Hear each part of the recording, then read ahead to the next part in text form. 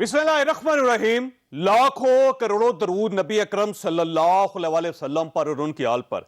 इंतहावी इस्लाहात में आज एक और टर्न आ गया।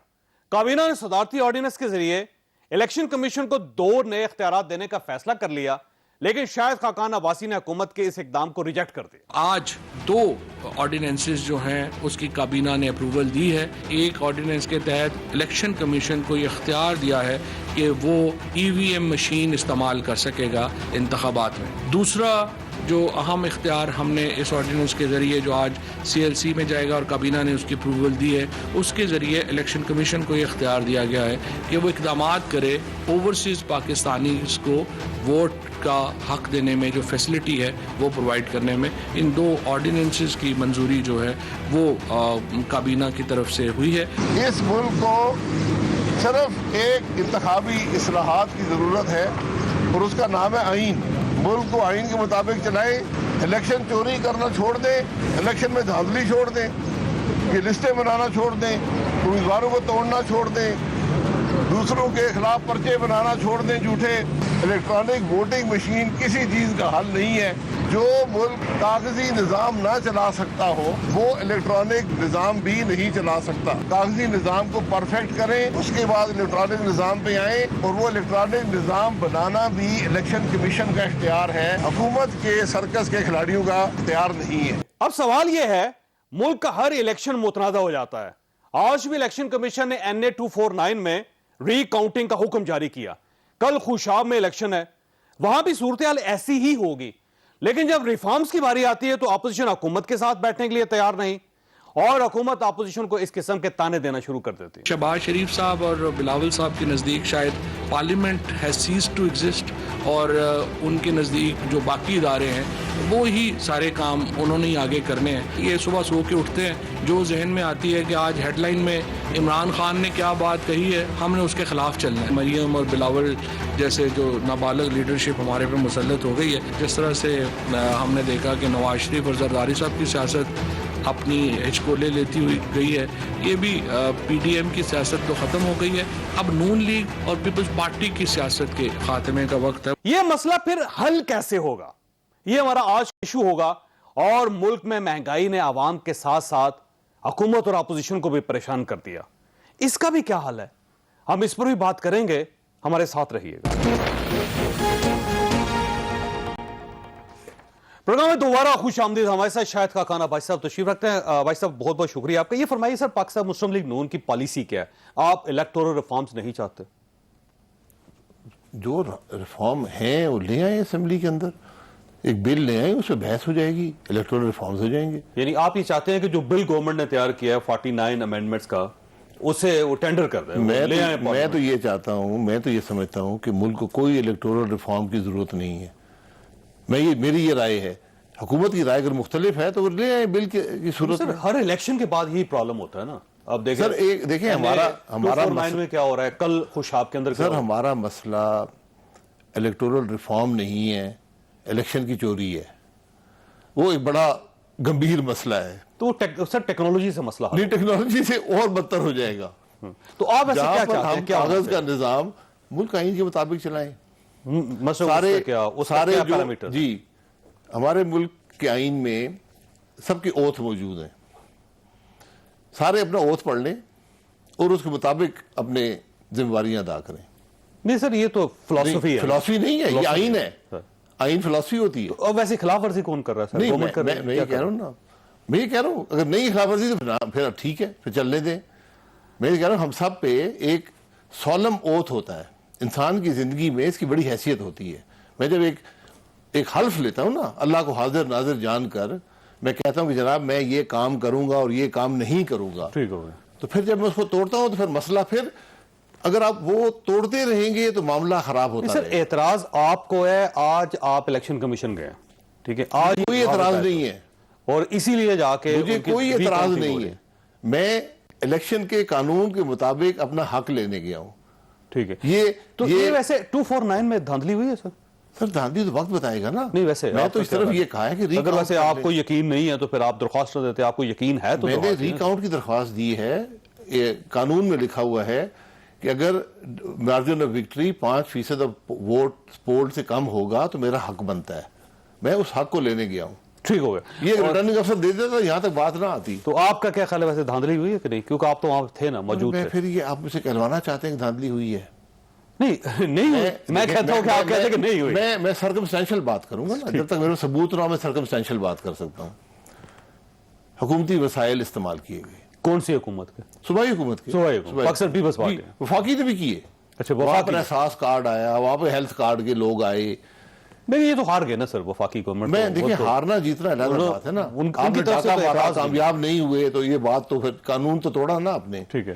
उसके बाद जो पोलिंग ऑफिसर्स थे, प्रिजाइडिंग ऑफिसर्स, अमला तब्दील किया गया। ठीक हो। यानी मैं आपको फॉर्म 45 दिखाऊंगा जिसमें प्रिजाइडिंग ऑफिसर एक लेक्चरर है और जो असिस्टेंट प्रिजाइडिंग ऑफिसर है वो एक लैब असिस्टेंट है। तो सर ये हर इलेक्शन में यही होता है? माजरत से हर इलेक्शन में होता है, क्योंकि तालीमी इदारे के लोग। मैं माजरत चाहता हूँ, आपके पास टीचर मौजूद होते हैं, आप सीनियर लोगों को लगाते हैं असिस्टेंट प्रिजाइडिंग ऑफिसर और प्रिजाइडिंग ऑफिसर। आप लैब असिस्टेंट को असिस्टेंट प्रिजाइडिंग ऑफिसर नहीं लगाते। ठीक है। पूरा शहर आपके पास है, पूरा सूबा आपके पास है। तो इसका पाकिस्तान पीपल्स पार्टी ने किया। मैं देखिए मैं सर्कमस्टेंशियल बात कर रहा हूँ। फिर बाई इलेक्शन का मसला इस बाई इलेक्शन का ये था कि सूबाई हुकूमत का भी एक उम्मीदवार था, वफाकी हुकूमत का भी एक उम्मीदवार था। अब इलेक्शन कमीशन पे इन दोनों हुकूमतों में लाजिम था कि अपनी पूरी कोशिश करते कि इस इलेक्शन पे कोई उंगली ना उठा सके। ये कोशिश नहीं हुई। ठीक हो गया। अच्छा, अब सर आपका इशू यह है कि अगर रिकाउंटिंग होती है और पाकिस्तान पीपल्स पार्टी फिर जीत जाती है जी, तो आपके लिए फिर एक्सेप्टेबल होगा? जी, अगर उसमें कोई और खराबियां ना निकल आए, मसलन कि वोट फाड़ कर जाली वोटिंग की गई हो, तो वो कैसे पता चलेगा आपको? वो आपको पता चलेगा जब आप काउंटर फॉइल को कंपेयर करेंगे उस पर्सन की आइडेंटिटी से। ठीक। और आप वहां पे बैठ के करेंगे फिर सब? नहीं, ये इसका फिर आपको मजीद अगला स्टेप लेना पड़ेगा। तो इसका मतलब एक और दरख्वास्त देंगे जी, एक रिकाउंट तो हो गया ना। ठीक हो। अब आप ये कहेंगे जनाब इन वोटों पे मुझे शुबा है। ठीक हो। ये वोट जो काउंटर फॉइल है उसके अगेंस्ट चेक करें। ठीक हो। ये दुरुस्त है या नहीं। ठीक है। फिर वोटों की दुरुस्ती का इशू आएगा। जी, यानी जब तक मिफ्ता साहब जीतते नहीं है आप लगे रहेंगे? नहीं, मैं अपना हक ना इस्तेमाल करूं। मुझे कानून कुछ हक देता है ना। ठीक। अगर आप कहते हैं मैं छोड़ देता हूं। नहीं, वैसे मैं तो नहीं, अगर आप समझते हैं कि नहीं करना चाहिए, हम छोड़ देते हैं। नहीं, मैं अब मेरा ख्याल है मैं जो राय दूंगा मैं आपकी बात नहीं कर रहा हूं, मैं लोगों की जो आप कहते हैं हक तो है ना यार, हक तो चलने देना। ठीक हो गया। तो बेसिकली आपका हक इस बार पाकिस्तान पीपल्स पार्टी के खिलाफ इस्तेमाल हो? नहीं, खिलाफ नहीं है, मैं तो इलेक्शन लड़ रहा हूँ। ठीक हो। मेरा हक है कि जो मुझे कानून इजाजत देता है मैं वो इस्तेमाल कर सकूं, वो तमाम। तो सर ये रिफॉर्म्स करें ना फिर, ताकि एक बार ये सारा मसला हल हो। रिफॉर्म कर हर इलेक्शन के अंदर यही चीज रहेगी सर, कैसे मसला हल कर लें, रिफॉर्म कर लें, कोई हर्ज नहीं है, रिफॉर्म कर लें। मैं समझता हूं आपके लिए एक्सेप्टेबल है रिफॉर्म? मैं कहता हूँ जरूरत कोई नहीं है, अगर किसी के पास कुछ है तो ले आए, कर लेते हैं। देखिए ईवीएम जो है वो आपके लिए एक्सेप्टेबल है? ईवीएम एक मोडेलिटी है इलेक्शन की, ये इलेक्शन कमीशन का काम है कि वो इलेक्शन कैसे करवाता है। ठीक हो। तो अब ये वो तय करेंगे। ऑर्डिनेंस ये हुकूमत के वजीरों का काम नहीं है, ऑर्डिनेंस के जरिए नहीं होगा। ये इत्तेफाक राय से होते हैं, इलेक्टोरल रिफॉर्म्स इत्तेफाक राय से होते हैं। जो ऑर्डिनेंस है वो आप दोनों रिजेक्ट करते हैं फिर? ऑर्डिनेंस का मकसद नहीं है ना, ऑर्डिनेंस होता है फौरी जरूरत के मामलात के लिए, ये फौरी जरूरत का मसला नहीं है। गवर्नमेंट समझती है फौरन जरूरी है क्योंकि उसकी वजह ये कि 2 साल रह गए हैं उसके इलेक्शन में। वो बात दुरुस्त है, क्योंकि हमारे मुल्क में आटा की कीमत दुगनी नहीं हुई, हमारे मुल्क में चीनी की कीमत दुगनी नहीं हुई, हमारे मुल्क में जो बिजली है उसकी कीमत 200% नहीं बढ़ी, हमारे मुल्क ने अभी तक कोई कोविड का वैक्सीन जो है वो सारे खरीद के अवाम को लगा दिए हैं, कोविड नहीं बढ़ रहा। EU में हमारी रेजोल्यूशन जो है वो 680 से 3 में हमारे खिलाफ आ गई है और अरबों डॉलर की एक्सपोर्ट का मसला नहीं है। ये मुल्क के मसाइल हैं इस वक्त, मुल्क की मईशत कहाँ जा रही है, मुल्क की इलेक्शन बढ़ती जा रही है, तो इन चीजों में हल होगा ना सर मसला। रोज कोई ना कोई इलेक्शन होता है उस पर फटक भाई, इलेक्शन की सिर्फ एक जरूरत है, इलेक्शन चोरी ना करें बस। नहीं, अब तो देखें, अब तो पाकिस्तान पीपल्स पार्टी चोरी करे ना सर। जो भी चोरी करे, जनरल इलेक्शन में हमारा कोई कोलेशन नहीं है। अगर कोलेशन पार्टनर भी चोरी, मेरा भाई भी चोरी करेगा, उसके खिलाफ भी मुझे जाना चाहिए, उसके खिलाफ भी बात करनी चाहिए। जनरल इलेक्शन में हुकूमतें नहीं होती, इलेक्शन चोरी होते हैं, ठीक है, लिस्टें बनती है। ये मैं माजरत से तो उसका तरीका ये है कि फिर सारे इदारे दोबारा हल्फ ले लें। नहीं, हल्फ लें ना, हल्फ लिया हुआ है, हल्फ पढ़ लें।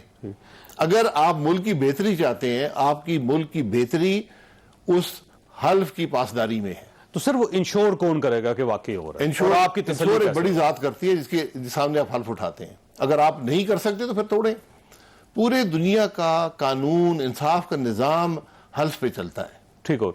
ऐसे भी फरमाइए, ये जो मिफ्ता इस्माइल साहब की तरफ से एक खत लिखा गया इलेक्शन कमीशन को, कहा गया कि ये सारे बॉक्सेस उठा के, सारे वोट्स उठा के सर फौज के हवाले कर दिए, रेंजर्स के हवाले कर दिए जाएं, तो ये आपका जो बयानिया था उससे मुतसादम नहीं है? ऐसा कोई खत नहीं लिखा गया। कोई खत नहीं लिखा गया? आप खत पढ़ लें, खत लिखा गया है। खत में ये लिखा गया है, मिफ्ता इस्माइल साहब ने लिखा है, जो उम्मीदवार हैं, ठीक है, उन्होंने पार्टी के जनरल सेक्रेटरी की हैसियत से नहीं लिखा, सिंध में अपने तौर पर उन्होंने ये लिखा कि चूंकि रिटर्निंग ऑफिसर पे मेरा एतमाद नहीं है, अब रीकाउंट होना है, तो आप ये रिकॉर्ड जो है इलेक्शन कमीशन के हवाले कर दें। ठीक होगी, ठीक है। और चूंकि उस सूबे में जो पुलिस है, उसके जिसके मातहत है, वो खुद इलेक्शन लड़ रहे हैं, तो मुझे उस पुलिस पे एतमाद नहीं है। उस अहाते की निगरानी जो है, वो रेंजर्स और पाकिस्तान आर्मी के हवाले कर दी जाए। इसमें मिफ्ता इस्माइल साहब की गलती ये है कि वो पाकिस्तान आर्मी नहीं लिख सकते थे, क्योंकि उनको इख्तियार नहीं है ये कहने का।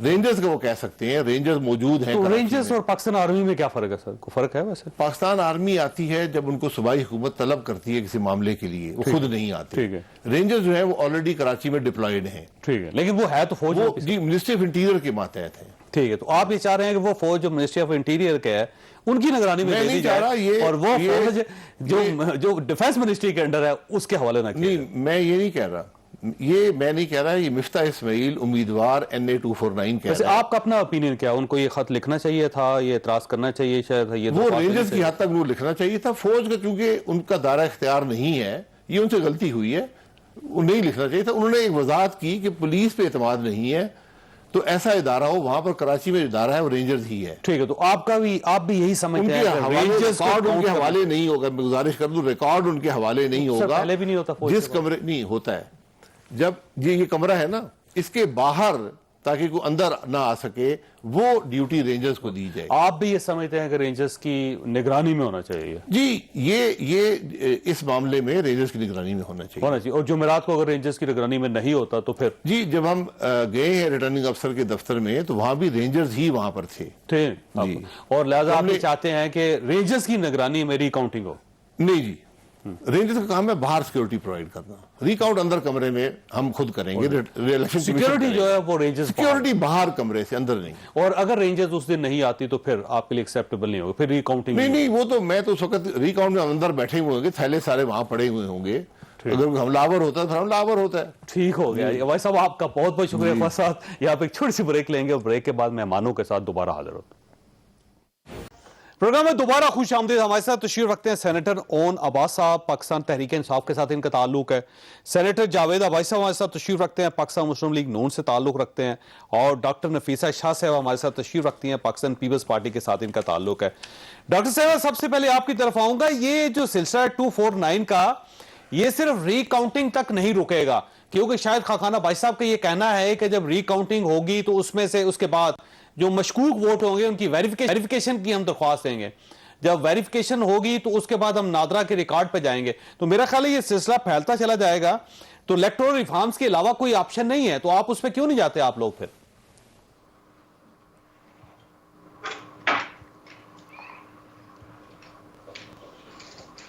आपको आवाज आ रही है डॉक्टर साहब? डॉक्टर साहब को शायद मेरी आवाज नहीं आ रही। जी नहीं, आप जी डॉक्टर साहब, जी डॉक्टर साहब, देखिए मुझे लग रहा है कि आवाज आ रही है आपको? जी आ रही है। एक तो एको थोड़ा खत्म इसका कराएं। मुझे लगता है कि इन्होंने अपनी अना का मसला सिर्फ इसको बनाया है।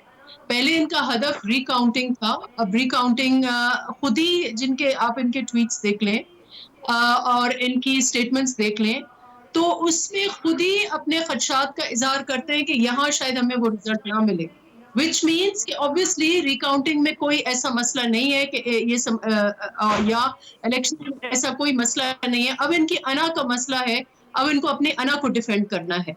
जहां तक इस प्रिंसिपल की बात है तो ये यहाँ तक नहीं कमीशन रुकेगा सिलसिला, क्योंकि ये इससे आगे भी जाएंगे। आप देख लीजिएगा, जब ये 2 दिन बाद जब रिकाउंटिंग होगी तो ये कहेंगे कि ये मशकूक वोट्स हैं और इन वोट को वेरीफाई किया जाए, तो वेरिफिकेशन की तरफ जाएंगे उसके बाद। तो इसका मतलब ये हुआ कि ये सिलसिला फैलता चला जाएगा। कल खुशाब का भी है, एक है जी वो उनका हक है, वो कर ले, बेशक वो कर ले, लेकिन ये एक इनकी कॉन्ट्रडिक्शन है कि एक तरफ आप कहते हैं कि सिर्फ रिकाउंटिंग तक हो, और फिर आप कहते हैं अगर रिकाउंटिंग, अगर आप मरियम बीबी के ट्वीट देख लें तो उसमें ये लिखा है कि अगर उससे भी फर्क ना पड़ा तो हम ये करेंगे।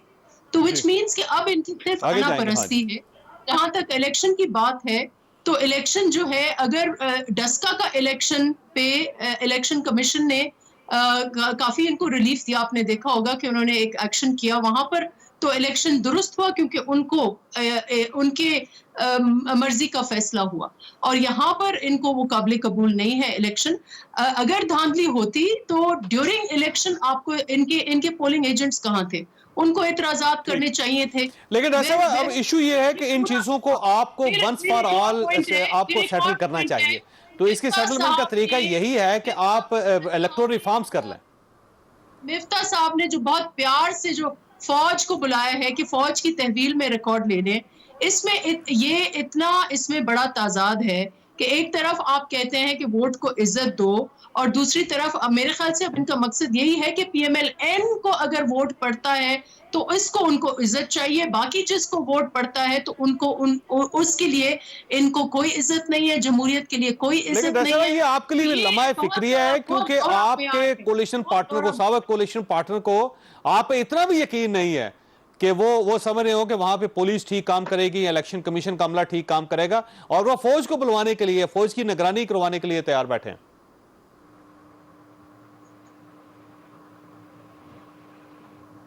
आपको आवाज आ रही है डॉक्टर साहब? जी sorry, what was the question? मैं समझ रही थी आप नून के पास गए। मैं वापस आता हूं आपको डॉक्टर साहब, वापस आऊंगा मैं। मुझे जावेद अब्बासी साहब की तरफ जाने दे।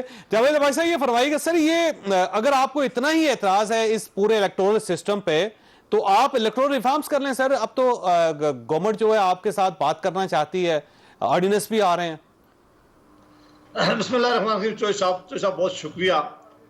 एक तो चौधरी साहब, ये इलेक्शन लॉज के अंदर ये प्रूव की गई थी कि अगर कहीं भी इलेक्शन जनरल होगा या कोई बाई इलेक्शन होगा, और जो कंटेस्टिंग कैंडिडेट हैं वो अगर इलेक्शन के ऊपर कोई सवाल उठाएंगे तो उसके लिए या 2 तरीके बताए गए थे कि अगर रिजल्ट के पहले अगर उठाते हैं तो या जो RO है वहाँ डिस्ट्रिक्ट रिटर्निंग अफसर है वो फैसला कर सकता है, अगर वो ना चाहे तो फिर इलेक्शन कमीशन जो है पाकिस्तान है वो फैसला कर सकता है। हम जो एप्लीकेशन लेके गए थे, हमारी एप्लीकेशन आज जो है वो चीफ इलेक्शन कमीशन ने मानी। अब इस तरह हजारों के हिसाब से पिटीशन जाती है, और सबका नहीं कहते कि रिकाउंटिंग हो पूरे हल्के की, ये बहुत ही रेयर केस होता है। ये सिर्फ उन्हीं केसेस में चीफ इलेक्शन कमीशन उनमें ऑर्डर करते हैं जिनमें उनको यकीन होता है कि इसमें कोई ठीक है, लेकिन इशू भाई साहब ये है कि रिकाउंट के बाद भी आप रोकेंगे नहीं, आप वोटर वेरिफिकेशन पे जाएंगे। देखिए चौधरी साहब, मैं फिर अपनी बात को दोहराता हूं कि जो फोरम, जो प्रोविजन, जो तरीकाकार लॉ में मौजूद है, लॉ ये बात कहती है कि अगर आप ट्राइब्यूनल के फैसले से मुतमईन नहीं है या इलेक्शन कमीशन के फैसले से मुतमईन नहीं है तो कोई भी पार्टी नेक्स्ट फोरम पे जा सकती है। वो वहां से मुतमईन नहीं है तो सुप्रीम कोर्ट में जा सकती है। ये प्रोविजन सारी जो इलेक्टेड लॉ हमने पास किया था 2017 उसके अंदर डाली गई है। इसमें कोई भी जीतने वाला, हारने वाला कोई भी कैंडिडेट जा सकता है, जरूरी नहीं कि हम ही दूसरे कैंडिडेट भी जा सकते हैं। ये कानूनी तरीका है जो हमेशा से चला आ रहा है, और इस पर किसी को ना गिला होना चाहिए ना किसी को इस पर गुस्सा होना चाहिए। ये ठीक है आपकी बात, लेकिन सर वंस फॉर ऑल आप इस मसले को हल क्यों नहीं करते सर? आप इलेक्टोरल रिफॉर्म्स कर लें सर, EVM आ जाए सर, वो इलेक्ट्रॉनिक वोटिंग मशीन आ जाए तो मसला खत्म हो जाएगा। बिल्कुल आपने ठीक कहा, इसके बगैर कोई चारा शायद ना हो, लेकिन कहां करें। 2 दिन पहले इनके वज़रा प्रेस कॉन्फ्रेंस करते हैं, वो ये इस जो मशीन की आप बात करते हैं उसकी इन्होंने बात की, उन्होंने कहा कि ओवरसीज पाकिस्तानी को वोट का वो देंगे इख्तियार। एक दिन बाद इन्होंने ऑर्डिनेंस निकाल दिया और प्रेसिडेंट हाउस को ये डिस्प्यूटेड बना रहे हैं। क्या ये कानून साजी अगर ऑर्डिनेंस के साथ करेंगे तो हम इनके साथ बैठने को तैयार है।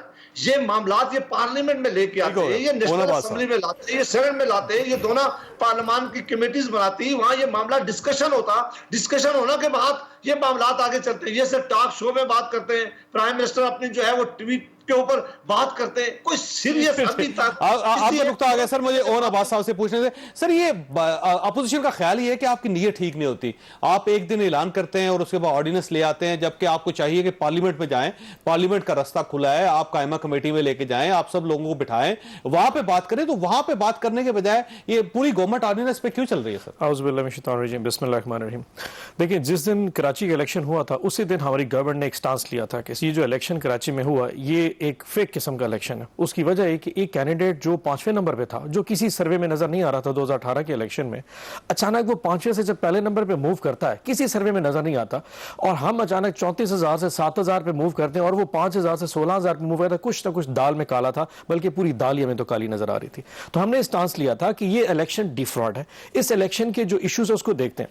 अब पार्लियामेंट में अगली बात करता हूं, हमने जो पार्लियामेंट्री हमारी कमेटी है वो पिछले 6 महीने से काम कर रही है। अक्टूबर में पहला सेशन हुआ था पार्लियामेंट्री स्टैंडिंग कमेटी का, ना अपोजिशन को सर 4 इजलास हो चुके हैं, उसमें अब्बासी साहब को शायद पता ना हो, नून लीग के नुमाइंदे भी शामिल हैं ना बात, वो 31 मार्च 2021 में आखिरी इजलास हुआ है और उसमें सिर्फ इलेक्ट्रॉनिक वोटिंग मशीन एक चीज नहीं है, हमने कहा उसमें 49 चीजें। फॉर एग्जांपल चौधरी निसार साहब जो इस वक्त हैं या इसाक डार साहब जो है ना, वो ओथ नहीं उठा रहे, उसमें यह भी लिखा हुआ है कि कोई अगर जो पार्लियामेंटेरियन है वो ओथ नहीं उठा रहा तो उसको अपनी सीट वेकेट करनी चाहिए। उसमें यह भी लिखा है कि फाइनेंशियल ऑटोनॉमी देनी चाहिए। आपको पता है कि सिंध में हुआ क्या है, सारे के सारे जो लोग काम कर इलेक्शन के में वो महकमा तालीम के लोग थे, जिसको सईद गनी साहब लीड कर रहे थे। अब जब महकमा तालीम के जो उनके हाथ से भर्ती हुए वो ऑब्वियसली उनकी वफादारी इलेक्शन कमीशन में यही होता है। तो हमने ये कहा कि आप फाइनेंशियल ऑटोनॉमी दे, सर आप इलेक्शन कमीशन को कहें वो अपने बंदे भर्ती करें। ये इलेक्शन कोई मजाक नहीं है, जमहूरियत उसके लिए पार्लियामेंट का रास्ता है। सर दुनिया में सबसे बड़ी जमहूरियत नहीं चलेगा। सबसे बड़ी जमहूरियत दुनिया में कौन सी है? अमेरिका और भारत। वहां पे इलेक्ट्रॉनिक वोटिंग मशीनें लिए जाती हैं। आपको ये पता है ट्रंप जो है उसके साथ एस्टैब्लिशमेंट थी, अगेन पार्लियामेंट में इजाजत नहीं। मैं वैसे बता रहा हूं सर कि एस्टैब्लिशमेंट ट्रंप के साथ थी, उसने कहा कि इलेक्शन जो है हमारे गलत हो गए, लेकिन क्योंकि इलेक्ट्रॉनिक वोटिंग मशीन थी कोई चैलेंज नहीं कर सकता था, चीज टर्न आउट होगी। आज भारत में इलेक्शन हुआ, इशू ये नहीं है, इशू सिंपल ये है कि आप पार्लियामेंट हाउस को पार्लियामेंट को बाईपास कर देते हैं। फेडरल गवर्नमेंट जो है ना उसका इख्तियार है कि वो कोई भी कानून पास कर सकती है जब पार्लियामेंट इन सेशन ना हो। तो सर जब ये पार्लियामेंट में आएगा डिस्कशन में, लेकिन सर आप इनका रवैया नोट नहीं कर रहे कि हम एक चीज चाहिए हैं जो जमहूरियत के लिए आपको ग्राउंड रूल्स तय करने पड़ेंगे। चौधरी साहब ये नहीं हो सकता इस तरह दौड़ सके, आपको एसओपीज बनाने पड़ेंगे ताकि आने वाली भाई साहब वो ये कह रहे हैं कि हम सीरियस हैं, आप नॉन सीरियस है, आप नहीं करना चाहते। और एक आखिरी चीज ये बता दूं, जो हम पे जो इल्जाम बार बार लगाते रहे हम अपोजिशन की तरफ हाथ नहीं बढ़ाते, आज हम हाथ बढ़ा रहे हैं और ये दौड़ रहे हैं क्योंकि अब इनकी नीयत देखो सर, एक तरफ हाथ बढ़ा रहे हैं, दूसरी उसके बाद जो फवाद चौधरी साहब ने जो मियां नवाज शरीफ साहब के बारे में कह दिया, जरदारी साहब के बारे में कह दिया, तो साथ आप कहेंगे वो आपके साथ बैठ भी जाएंगे।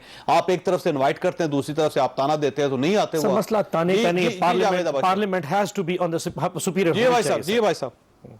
देखिए इनकी क्रेडिबिलिटी का चॉइस अब ये आलम है कि कोई एक सियासी जमात, कोई एक मजहबी जमात इस मुल्क में इनके साथ इसलिए नहीं बैठना चाह रहे कि ये अंदर और बात करते हैं और बाहर निकल के और बात करते हैं। जब फैटिव का लाभ ये कह रहे थे उसके ऊपर हमने मीटिंग शुरू की, मैं उस कमेटी का भी मेंबर था।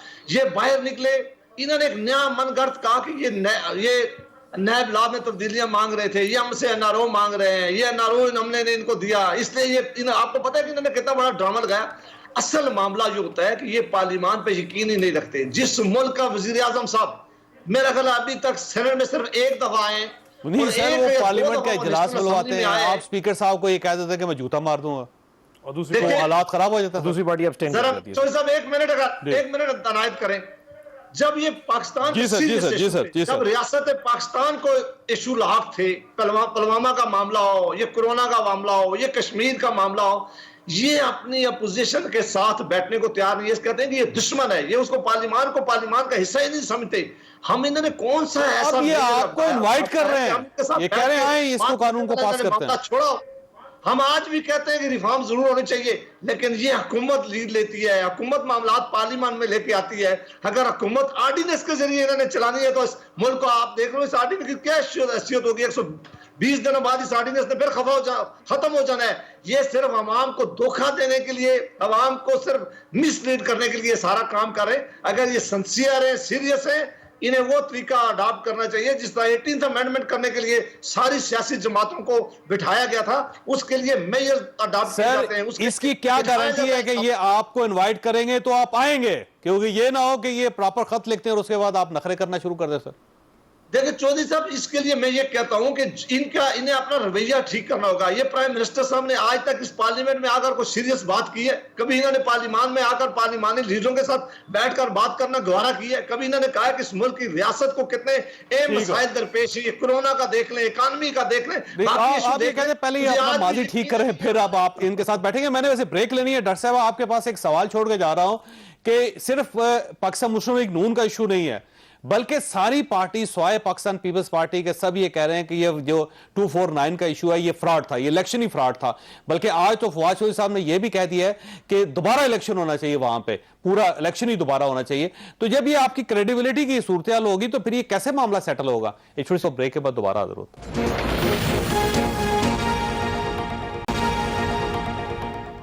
प्रोग्राम में दोबारा खुशामदीद। डॉक्टर साहब, ये इशू ये है कि कोई भी पार्टी इस इलेक्शन को सही इलेक्शन मानने के लिए तैयार नहीं है, तो अब रिफॉर्म्स के अलावा कोई ऑप्शन नहीं बचता। देखिए 2013 में पीपल्स पार्टी ने इलेक्शंस को रद्द किए थे, पीटीआई ने इलेक्शंस को रद्द किए थे। क्या हुआ? 2018 में एक बार फिर सारी जमातों ने इलेक्शंस को रद्द किए। अब अगर इनको तकलीफ है इलेक्शन से तो उनके पास प्रॉपर चैनल्स मौजूद है, उसमें जाएं, लेकिन उससे पहले प्लीज आप अवाम के सामने प्रूफ रखें। इलेक्शन जो है उसकी धांधली जो है वो आप छुपा नहीं सकते। डस्का में आपने देखा कि जब वहां नियत थी इनकी धांधली की तो उन्होंने खुद प्रिजाइडिंग ऑफिसर्स बॉक्सेस समेत इन्होंने गायब कर दिए। पता नहीं कितने प्रिजाइडिंग ऑफिसर्स जो हैं वो गायब हो गए और पूरी धूल छा गई। यहाँ पर इलेक्शन जो पीसफुल होती है इसका मतलब ये है कि आपकी पूरी प्रोसेस पे एतमाद है। थ्रू आउट इलेक्शन सिर्फ उनके पास एक पॉइंट है कि डिले क्यों हुआ। वो डिले अगर हुआ है तो वो इलेक्शन कमीशन की तरफ से हुआ है। आप सवाल नहीं दरअसल फिर इसका मतलब ये हुआ कि आज जो इलेक्शन कमीशन ने फैसला किया वो गलत था। आप ये समझने की ये फैसला नहीं होना चाहिए था? नहीं जी, हम लोग को इसका कोई, अगर इलेक्शन कमीशन ने फैसला किया है तो आप रिकाउंटिंग करा लें, लेकिन जो जमातें रिकाउंटिंग करा रही हैं वही ट्वीटें शुरू हो गई हैं कि शायद इसमें हमें फायदा नहीं मिले तो हम इससे और आगे जाएंगे। तो इससे और आगे आप जाएं, आप इलेक्शन ट्रिब्यूनल पे जाएं, लेकिन जिस बेसिस पर इलेक्शन कमीशन ने ये फैसला किया है ये एक पेंडोरास बॉक्स इसलिए खुलेगा कि 2018 वाले इलेक्शन में अच्छा, वैसे पाकिस्तान पीपल्स पार्टी की अपनी पोजीशन क्या है? ये इलेक्टोरल रिफॉर्म्स करना चाहती है पार्टी, और ईवीएम जो है वो आपके लिए एक्सेप्टेबल है या नहीं? देखिए, इलेक्शन रिफॉर्म्स के ऊपर मेरे 3 पॉइंट्स हैं। सबसे पहला पॉइंट ये है कि वो जमात जिसने डस्का में धुंध फैलाई, वो जमात जिसने वादा करके पार्लियामेंट में कि हम एक कमेटी बनाएंगे पार्लियामेंट में जो 2018 के इलेक्शंस को देखेगी कि उसमें क्या हुआ, क्यों मुतनाज़ा हुए, वो दिन और आज का दिन इन्होंने कोई उस पर रिस्पॉन्स नहीं किया। तो पीटीआई का हमारा बहैसियत ऑपोजिशन हमें इनके ऊपर एतमाद नहीं है कि ये नेक नियति से काम कर रहे हैं। दूसरा, पार्लियामान को उन्होंने यरगमाल बनाया है। वो कैसे यरगमाल बनाया है कि ये ऑर्डिनेंसेस के जरिए कानून साजी कर रहे हैं, इसलिए भी ट्रस्ट डिफिसिट है। और तीसरा ये इशू है कि इस्लाहात जो है वो इस्लाहात के लिए ये ईवीएम जो है ये कोई इस्लाहात नहीं है। इस ईवीएम को आपने इस वक्त टेक्नोलॉजी आरटीएस लेके आए तो आरटीएस से क्या हुआ, वो पूरा मैनिपुलेट हो गया सिस्टम।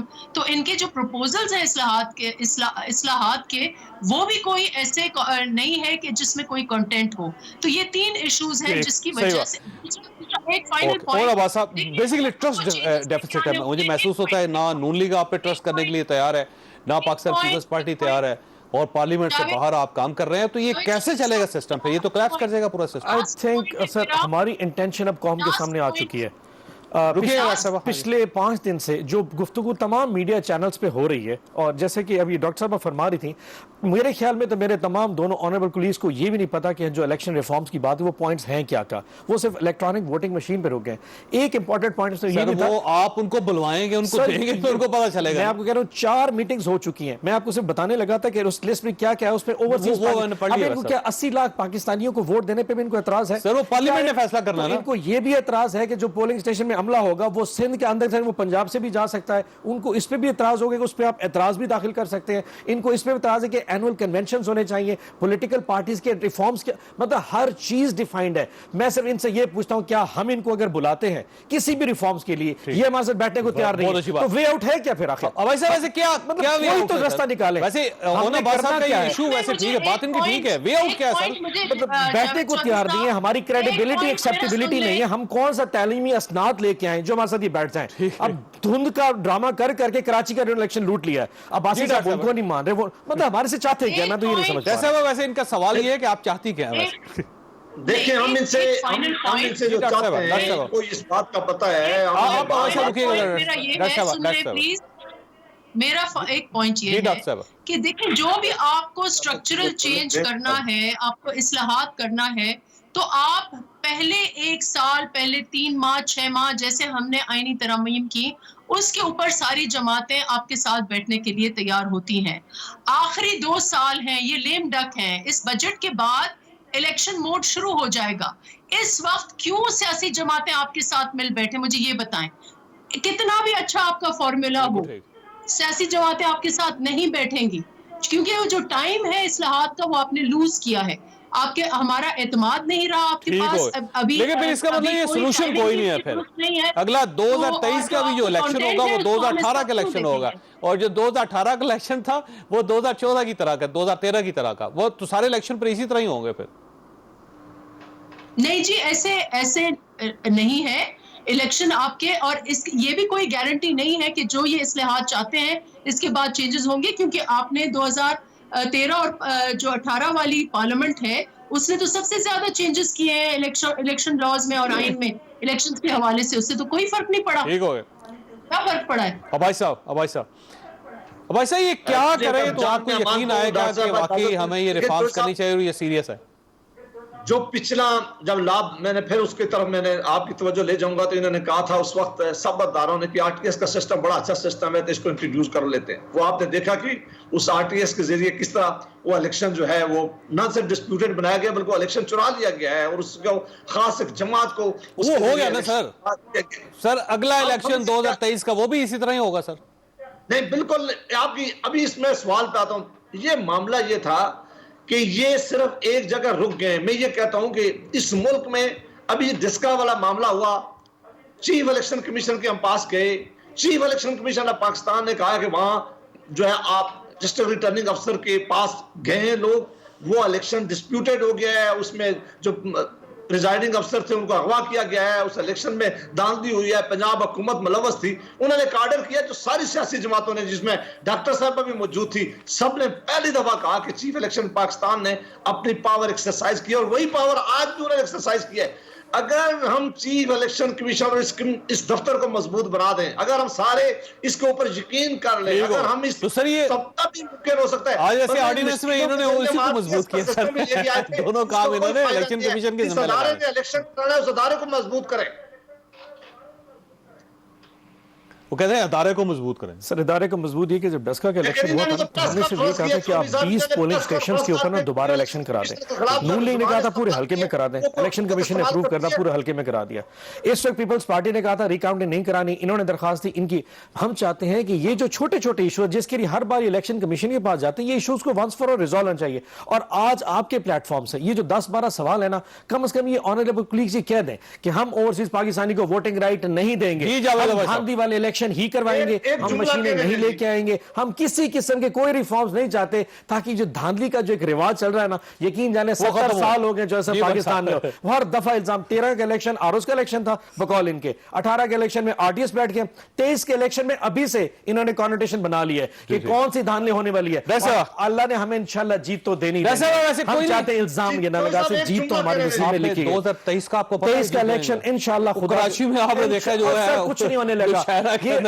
ये सर इंटरम इलेक्शंस होते हैं, बाय इलेक्शन के डायनामिक्स ही और बाय इलेक्शन जो होता है ना हमेशा गवर्नमेंट जीतती है। नॉट सर, ये अल्लाह का शुक्र है, इसलिए तो आपको तारीफ करनी चाहिए। पाकिस्तान की हिस्ट्री में पहली दफा वो गवर्नमेंट है जिसके बाय इलेक्शन हम हार जाते हैं, ज़िमनी इलेक्शन में हार गई। हम कानून की पासदारी लेके चल रहे हैं, हम लॉ को अबव लेके चल रहे हैं, हमने इदारों को इस्तेमाल नहीं किया, हमने तालीम के टीचर्स को इस्तेमाल नहीं किया, हमने लोकल पुलिस को इस्तेमाल नहीं किया, वरना पंजाब पुलिस को सारी दुनिया जानती है। हमने उसका सर डस्का में क्या किया था सर, डस्का में सीरियसली ऐसा इटवल इल्जाम, बड़ा नेक टाइट कंपटीशन था, दे ड्यू इट। हमारा शहरों में वोट जो है ना बहुत इंटैक्ट था, हमारा सिर्फ वो है कि सुप्रीम कोर्ट में ना जाता, ट्रस्ट भी वो बंदा बहुत वक्त खत्म हो गया, वक्त खत्म हो गया। ख्वाजा आपने गुफ्तगू सुनी, बड़ा सिंपल सा सवाल है कि जब तक रिफॉर्म्स नहीं होंगे कोई चीज भी ठीक नहीं हो सकती। अल्लाह ताला आप और आपके अहले खाना को हर किस्म की मुसीबत से महफूज रखे।